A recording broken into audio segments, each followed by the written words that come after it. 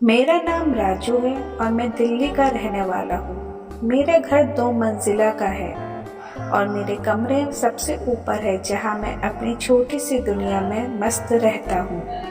मेरा कमरा मेरी पनाहगाह है और उसका अटैच बाथरूम मेरा निजी कोना। लेकिन जून 2022 की उस गर्मी ने मेरी ज़िंदगी में कुछ ऐसा मोड़ ले दिया जो मैंने कभी सोचा भी नहीं था। उस समय लॉकडाउन बस खुला था, लोग अभी भी सावधानी बरत रहे थे, लेकिन ज़िंदगी धीरे धीरे पटरी पर लौट रही थी।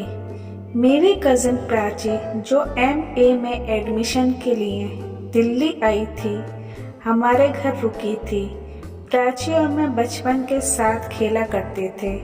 गली में क्रिकेट, छुपन छुपाई और न जाने क्या क्या खेलते थे। लेकिन अब हम बड़े हो गए हैं। मैं 22 साल का और वो 23 साल की। समय के साथ वह और भी खूबसूरत हो गई थी। उसकी मुस्कान, उसकी बातें, सब कुछ जैसे पहले से ज़्यादा आकर्षक लगता था। हमारे घर में उन दिनों मेहमानों की भीड़ थी। सारे बाथरूम व्यस्त थे और खुशबू ने मुझसे मेरे बाथरूम का इस्तेमाल करने की इजाज़त मांगी। प्राची बोली, मैं तुम्हारा वॉशरूम इस्तेमाल कर सकती हूँ? मैंने बिना ज़्यादा सोचे समझे हामी भर दी। हाँ ठीक है, नहा लो। मेरा बाथरूम मेरे लिए निजी था, लेकिन उसकी बात टालना भी नहीं बनता था। मेरा बाथरूम के दरवाज़ों में छोटे छोटे छेद थे, पुराना डिज़ाइन की वजह से। मैंने कभी उन पर ध्यान नहीं दिया था, लेकिन उस दिन जाने न जाने क्यों वह छेद मुझे कुछ ज़्यादा ही नज़र आए। फिर आई वो तूफ़ानी रात। बारिश की बूंदें खिड़कियों पर तड़पती थी और हवा में ठंडक थी। रात को मेरी नींद, खाली कमरे में हल्की सी रोशनी थी और मैंने देखा कि प्राची की शर्ट सोते वक्त थोड़ी ऊपर खिसक गई थी। मैंने नज़रें फेर ली, लेकिन मन में एक अजीब सी हलचल थी। मैंने खुद को समझाया कि ये गलत है, वो मेरी कज़िन बहन है और मैं ऐसा नहीं सोच सकता। एक हफ्ते बाद अम्मी पापा को 2 दिन के लिए बाहर जाना पड़ा। उन्होंने हमें हिदायत दी कि हम घर से बाहर जा रहे हैं, तुम दोनों अपना ख्याल रखना और अपना खाने पीने का इंतज़ाम खुद कर लेना। अगले दिन से घर में बस हम दोनों थे, लेकिन अजीब बात थी, हमारी बोलचाल जैसे बंद सी हो गई थी। शायद उस तूफ़ानी रात की वजह से या शायद कुछ और। हम दोनों एक दूसरे से नज़रें चुराते थे। दूसरे दिन दोपहर को प्राची ने आखिरकार चुप्पी तोड़ी। राजू, खाने का क्या करें? उसने मुझसे ये पूछा। भूख लगी है, खाने में क्या खाना है? मैंने हल्की सी आवाज़ से, झिझक थी, मैंने बिना ज़्यादा सोचे समझे कहा, कुछ भी बना लो। हम मिलकर रसोई में कुछ आसान सा बनाया, मैगी और ब्रेड। खाना खाते वक्त हल्की फुल्की बातें हुई, लेकिन वह बचपन वाली शहज़ादा गायब थी। रात को हम दोनों ड्राइंग रूम में टीवी देख रहे थे। कोई पुरानी बॉलीवुड मूवी चल रही थी, लेकिन मेरा ध्यान टीवी पर कम प्राची पे ज़्यादा था। वह सोफे पर बैठी थी, अपने फ़ोन में कुछ देख रही थी। अचानक उसने मुझसे पूछा, तू आजकल क्या करता है? कॉलेज, दोस्त, गर्लफ्रेंड, कुछ बताना। उसकी मुस्कान में वही पुरानी बात थी जो बचपन में हुआ करती थी। मैं हंस पड़ा। अरे बस कॉलेज और दोस्त, गर्लफ्रेंड का तो अभी टाइम नहीं। तू बता, तेरी ज़िंदगी में क्या हलचल रहा है? हमारी बातें शुरू हुई और धीरे धीरे वह अजीब सी दूरी कम होने लगी। रात गहरी होती गई और हम बचपन की बातें, हंसी मजाक और पुरानी यादों में खो गए।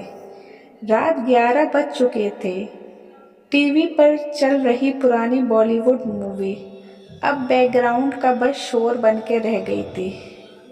प्राची और मैं सोफे पर बैठ के हंसने ठिठियाने लगे और बचपन की यादों में खोए थे। उसकी हंसी वह वही पुरानी बेफिक्री थी जो मैं हमेशा से पसंद थी। याद है जब तूने गली में क्रिकेट खेलते हुए पड़ोस वाली आंटी की खिड़की तोड़ दी थी?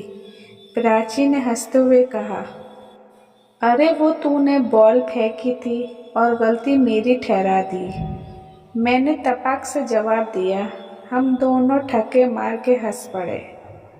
उस हंसी ने जैसे हमारे बीच की सारी झिझक को पिघला दिया। बातें करते करते पता नहीं चला वक्त कब गुजर गया और कब रात गहरी हो गई।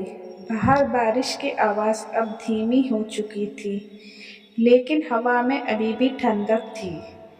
प्राची ने अचानक टीवी बंद कर दिया और बोली, चल कुछ और करते हैं। इतनी अच्छी रात है, यूं ही बर्बाद नहीं करनी। उसकी आंखों में शरारत चमक रही थी। मैंने पूछा, क्या मतलब? अब रात को क्या करेंगे? पर हंसी और बोली, चल छत पर चलते हैं, बारिश रुक गई है और तुझे तो पता है मुझे तारों को देखना कितना पसंद है। मैंने थोड़ा हिचकिचाते हुए कहा, अब इतनी रात को, लेकिन उत्साह भरी उसकी मुस्कान देख के मैं छत पे चलने को राजी हो गया। हम दोनों मेरे कमरे की सीढ़ियों से होते हुए छत पर पहुंचे। रात को आसमान साफ था और तारे चमक रहे थे। हल्की ठंडी हवा चल रही थी। जो बारिश के बाद मौसम था वैसा अच्छा मौसम हो रहा था।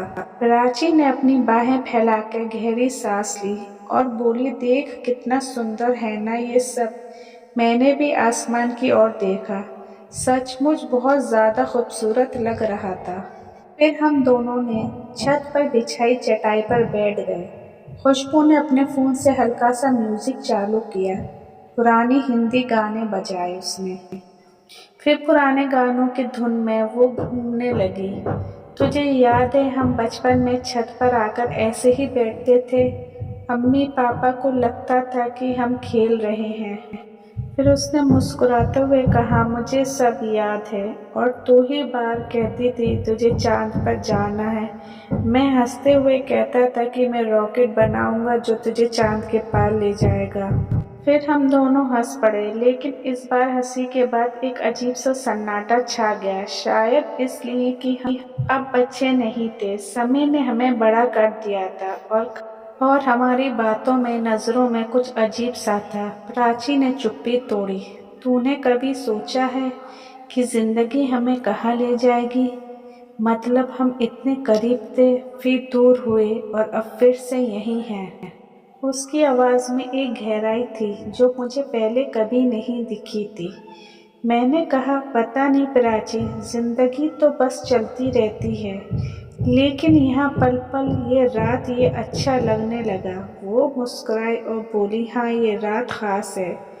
फिर वो थोड़ा करीब आए, फिर मेरे कंधे पर सिर टिका दिया। मेरे दिल की धड़कनें जैसे तेज़ हो गई। मैंने कुछ नहीं कहा, बस चुपचाप तारों को देखता रहा। उस पल में ना जाने कुछ गलत था ना सही, बस एक अजीब सी शांति थी जो हमें एक दूसरे के करीब लाई थी। तभी अचानक बिजली कड़की और बारिश की बूंदें फिर से टपकने लगी। प्राची ने हंसते हुए कहा, चल भाग, फिर से तूफान आने वाला है। हम दोनों हंसते हंसते सीढ़ियों की ओर भागे और मेरे कमरे में आ गए। हम भीग चुके थे, लेकिन हंसी नहीं रुक रही थी। ये कहानी आपको अच्छी लगी हो तो लाइक करना, सब्सक्राइब करना, शेयर करना मत भूलिएगा। धन्यवाद।